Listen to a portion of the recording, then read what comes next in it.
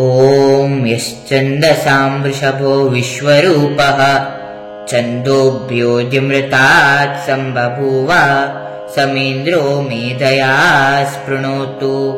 अमृतस्य देवधारणो भूयासं शरीरं मे विचर्षणं जिह्वा मे मधुमत्तमा कर्णाभ्यां भूरिविश्रुवं ब्रह्मणः कोशोऽसि मेधया पिहितः श्रुतं मे गोपाया आवहन्ति वितर्वाणा कुर्वाणा चीरमात्मनः वासागुंसि मम गावश्च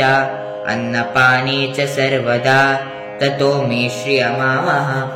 मेधा देवी जुषमाणा न आगाद्विश्वाची भद्रा सुमनस्यमाना त्वया जुष्टादुदमादुरुक्तान् बृहद्वदेम विदते सुवीराः त्वया जुष्टऋषिर्भवति देवि त्वया ब्रह्मा गतश्रीरुतत्वया त्वया जुष्टश्चित्रं विन्दते वसुसानोजुषस्व द्रविणो न मेधे मेधां इन्द्रो ददातु मेधान् देवी सरस्वती मेधां मे अश्विना उभावा दत्तां पुष्करस्रजा अप्सरासु चया मेधा गन्धर्वेषु चयन्मनः